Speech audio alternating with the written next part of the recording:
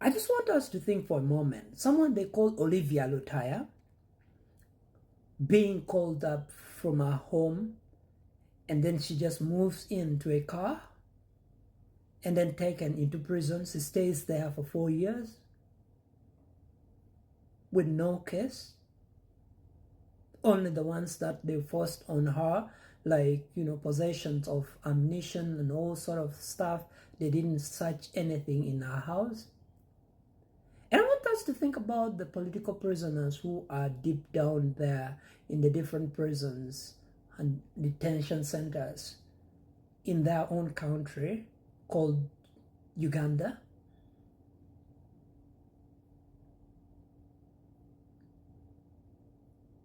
Taking a lesson from Nelson Mandela for 27 years in prison, you are sitting there, and I know it's for a cause, because you know there is something that you're fighting for.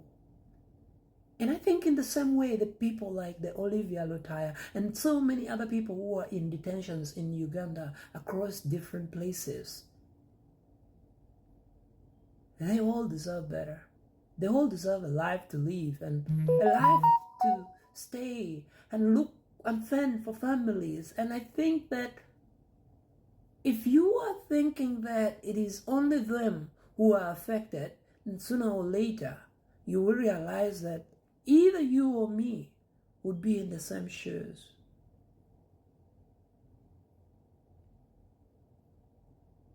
Well, I think for a moment we should be human and just be fair enough for humanity.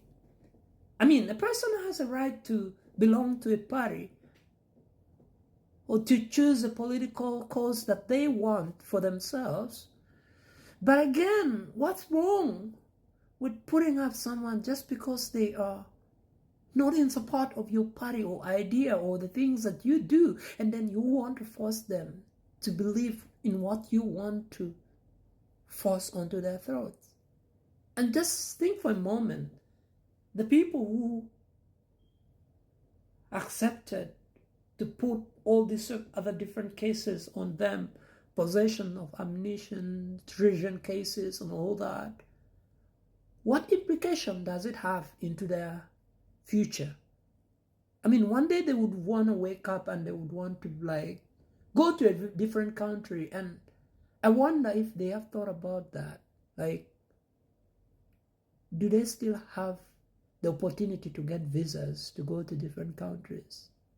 And I think it's a moment for all of us to reflect and to see that standing up for one might be something that we all need to do, because that one neighbor who is laughing, or a co-wife who is laughing at the other being beaten, sooner or later is going to be you. Well, for God and my country, that's a lovely motto that we have for our lovely country, Uganda, but we are bleeding. Well, it's all different sections and different sectors that we can look at, and then we think about it. The police are policing, the army, are they doing their role?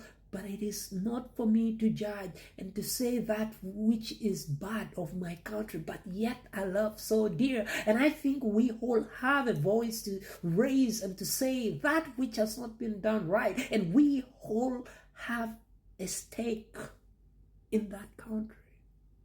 And I think it is paramount. It is upon us to reflect and to think that we all have to breathe and be free in our lovely country without having the police to force things onto the common man, the wananchi, who deserve to live in their own country and be in a country of peace that we claim. I could go on and on and on, but as I grow older, I also want to believe that a nation might not be changed in 1 or 2 years or 10 years or 20 years.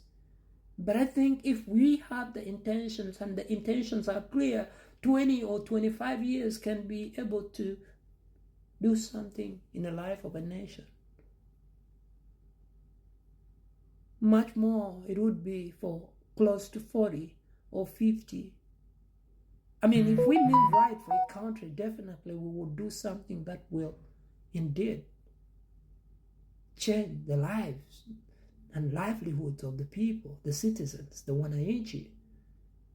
I mean, for far too long, we have seen citizens, the common men, who, me and you, who do not carry arms, and we see them being tried broad daylight, and the court systems cannot help, the judiciary cannot help, but see citizens being tried in court martials, which are supposed to be solely for the army and sort of things like that.